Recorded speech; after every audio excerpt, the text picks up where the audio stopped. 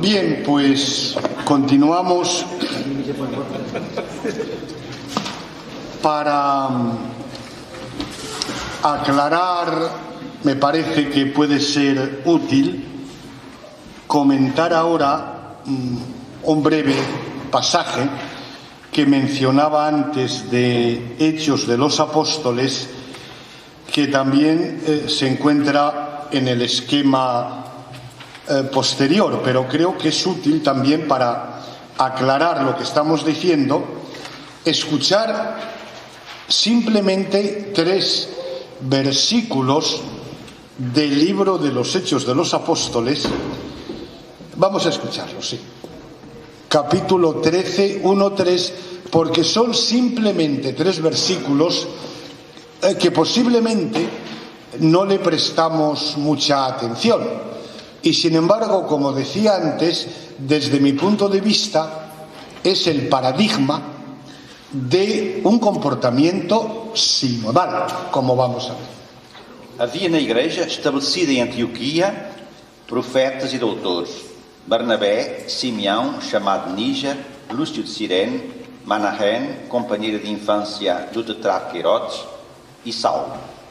Estando eles a celebrar o culto em honra do Senhor e a jejuarem, disse-lhes o Espírito Santo: separai Barnabé e Saulo para o trabalho a que eu chamei. Então, depois de terem jejuado e orado, impuseram-lhes as mãos e deixaram-nos partir. Simplemente 3 versículos en un acontecimiento que puede parecer simplemente anecdótico, y sin embargo creo que se puede decir, por un lado, que en un pasaje como este está en juego el futuro de la Iglesia. Y en segundo lugar, se nos ofrece el modelo de la figura de Iglesia que podemos llamar sinodal, ¿no?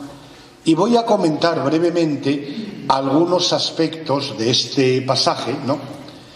Porque digo que está en juego aquí el futuro de la Iglesia, porque la cuestión es, en este momento, ese grupo de seguidores de Jesús que se constituyen como Iglesia, ¿va a ser simplemente un sector o una corriente dentro del judaísmo, o va a tener conciencia clara de su misión universal? Porque en aquel momento, aquella comunidad de Antioquía, y me gusta insistir en que en aquel momento la Iglesia de Antioquía, ¿cuántos miembros serían? ¿40? ¿50? Es decir, un número semejante al que estamos aquí reunidos, ¿no? Y en aquel momento la pregunta que tenían planteada es: el Evangelio, que comenzó a extenderse a partir de Jerusalén, ese Evangelio ha llegado a Antioquía. Ha llegado a Antioquía para quedarse en Antioquía o para seguir expandiéndose. Esta era una pregunta, era una cuestión decisiva, porque el dinamismo de la evangelización, para continuar adelante, necesita responsables, necesita que alguien, la Iglesia concreta, siga la tarea de la evangelización. Y esa era la pregunta que tenía en aquel momento la Iglesia de Antioquía. Y lógicamente, una cuestión que afecta a todos tiene que ser debatida por todos. Y el original griego dice que estaban en eclesía. Es difícil traducir esa expresión. A veces se traduce estaban en un acto de culto, estaban celebrando el culto, pero me parece que lo importante es ver que estaban en eclesía en el sentido más espontáneo de la expresión. Estaban en asamblea. Estaban en asamblea y claro, cuando la asamblea cristiana se reúne, lógicamente siempre tiene esa dimensión de culto, en cuanto que están realizando un discernimiento a la luz de la voluntad de Dios. En eclesía. Porque también es importante, a la luz de lo que venimos diciendo y de lo que se indica después, que demos toda la importancia al término eclesía. Porque fíjense que eclesía es un término que es muy sorprendente que el grupo de seguidores de Jesús, que inicialmente no tenía nombre preciso, acaba utilizando el término eclesía, que era un término de procedencia política profana y civil. Es decir, la eclesía era la reunión de los ciudadanos de la polis griega, de los ciudadanos varones libres y adultos, que se reunían pues para debatir los asuntos que afectaban a la ciudad, a la polis. Y es curioso ver que la comunidad cristiana utiliza un término, repito, político profano para designarse a sí mismo. Pero desde el principio introduce unos elementos peculiares, es decir, recoge una experiencia y un término de la vida concreta, pero lo cristianiza. Lo cristianiza en el sentido más profundo de la palabra, porque, decía yo, la eclesía de la polis griega estaba formada por varones adultos libres. La eclesía cristiana incorpora a mujeres, a niños, a extranjeros, a gente que está de paso.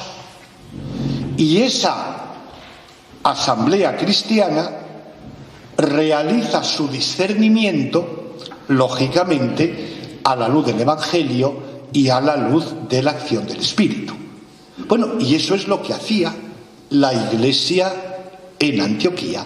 Estaban en eclesía, analizando los problemas pastorales con enormes implicaciones teológicas. Y por tanto era algo que afectaba a todos, tenía que ser debatido por todos. Por tanto, ahí está actuando el nosotros de la Iglesia de Antioquía ante una cuestión en la que, repito, está en juego el destino de la Iglesia. O va a quedar reducida al ámbito judío, o va a asumir la obligación de prolongar el anuncio del Evangelio. Y entonces nos dice el texto que había doctores, profetas, es decir, había diversidad de ministerios dentro de ese nosotros que es la Iglesia en Antioquía. Y entonces se produce el discernimiento comunitario. el discernimiento comunitario que les lleva a escuchar la palabra del Espíritu. Y el Espíritu dice: yo necesito a alguien que lleve adelante la obra en la que yo, el Espíritu, estoy comprometido. El anuncio del Evangelio. Y entonces el Espíritu dice: elegidme a Pablo y a Bernabé. Elegidme. Es decir, el Espíritu les está haciendo ver: ¿no veis que Pablo y Bernabé tienen ese carisma? Es decir, ¿no os dais cuenta de que la Iglesia de Antioquía tiene una responsabilidad? Ha recibido el Evangelio. Ha recibido el Evangelio para seguir transmitiéndolo. Entonces, ¿quién tiene el carisma para asumir ese ministerio? Es decir, el Espíritu ha regalado el carisma y el conjunto de la comunidad discierne que Pablo y Bernabé.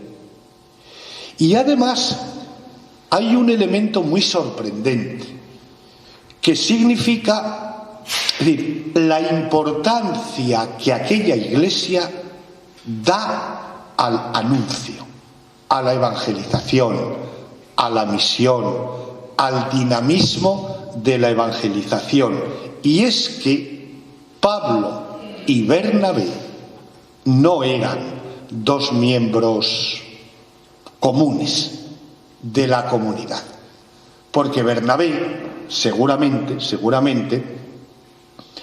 sería el fundador de la comunidad de Antioquía, y Pablo, pues eso, era Pablo. Y a mí me sorprende la enorme libertad de aquella iglesia, que razona de este modo: si el anuncio del Evangelio es lo más importante, lógicamente habrá que elegir para esa tarea a las personas más importantes.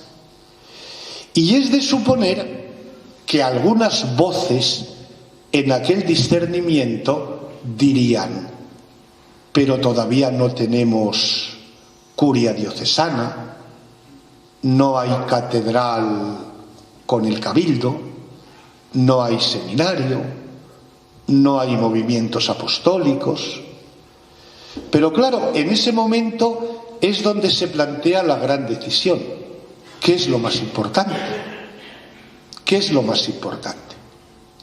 Y entonces aquella iglesia no tiene miedo de, entre comillas, perder a dos columnas, porque sabe que su identidad vive del dinamismo de la evangelización. Y luego al final del pasaje, si recordáis, se dice: y todos les impusieron las manos. Es decir, claro, desde la teología de siglos posteriores se han planteado muchas preguntas sutiles sobre el significado de aquel gesto, pero el sentido es evidente.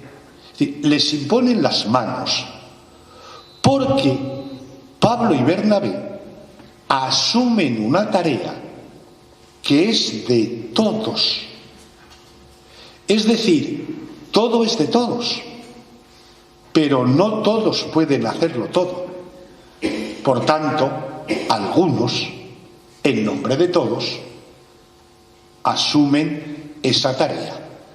De tal manera que en Pablo y Bernabé es la iglesia de Antioquía la que va a predicar y a anunciar el Evangelio. Y entonces Pablo y Bernabé emprenden su primer viaje misionero, pero con la conciencia de que es la Iglesia de Antioquía la que va en ellos. Y por eso quien lee las cartas de San Pablo se da cuenta de cómo después él permanentemente va a implicar a sus iglesias y a algunos miembros de sus iglesias en su tarea evangelizadora.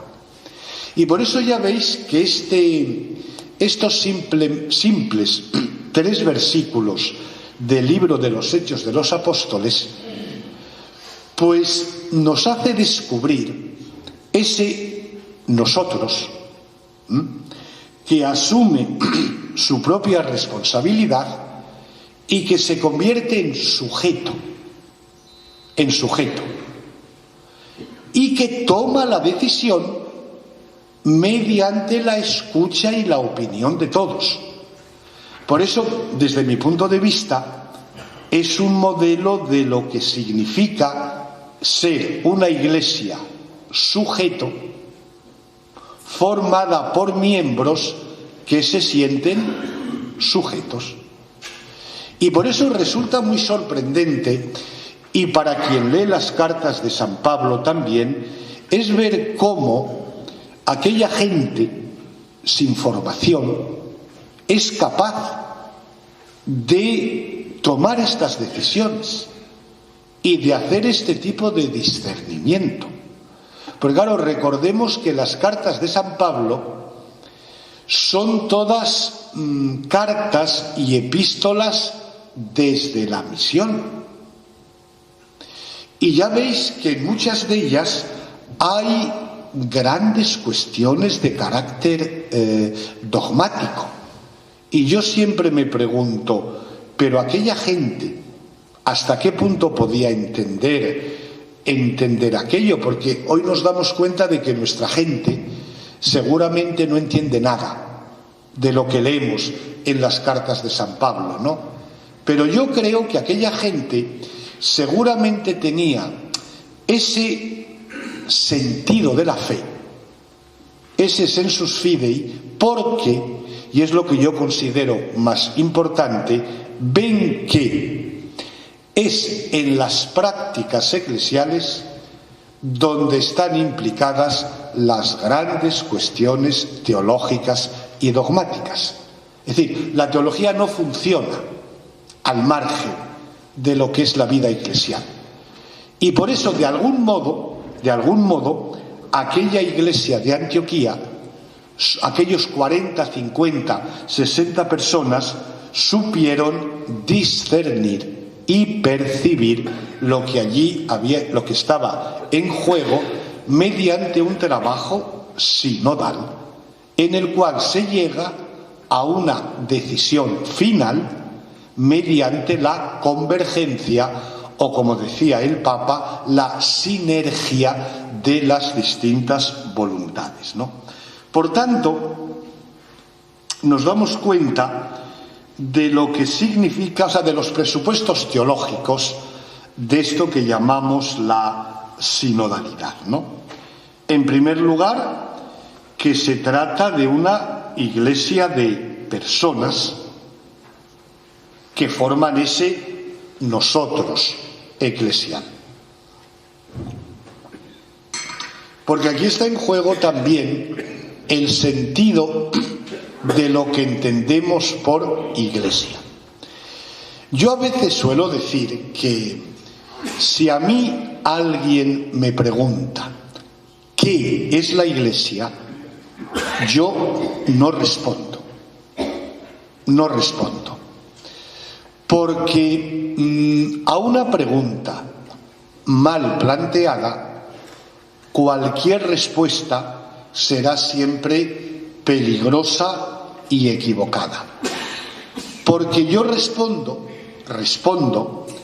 si me preguntan quién es la iglesia o quiénes somos la iglesia. Que evidentemente puede parecer una cuestión sutil o de matiz, pero sin embargo es sustancial. Porque si yo pregunto ¿qué? Eso se utiliza para hablar de cosas, o de instituciones, o de organismos, o de estructuras. Y sin embargo, la pregunta ¿quién? Habla de personas. Es decir, ante una persona que yo encuentro en mi camino, no es lo mismo si mi primera pregunta es ¿qué eres tú? O si le pregunto ¿quién eres tú? Yo supongo, por la lógica normal de las cosas, que las personas quieren que se les pregunte ¿quién eres tú? Entonces, si de la Iglesia estamos acostumbrados a preguntarnos ¿qué es la Iglesia?, el camino está ya bloqueado porque se ha introducido una distancia entre la subjetividad del creyente y la realidad eclesial.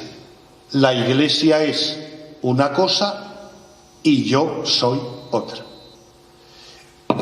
Fijaos que, entonces es fundamental para entender esta dinámica sinodal que veamos a la Iglesia como una realidad personal, en la cual hay personas que se sienten sujetos y que por eso pueden configurar un nosotros.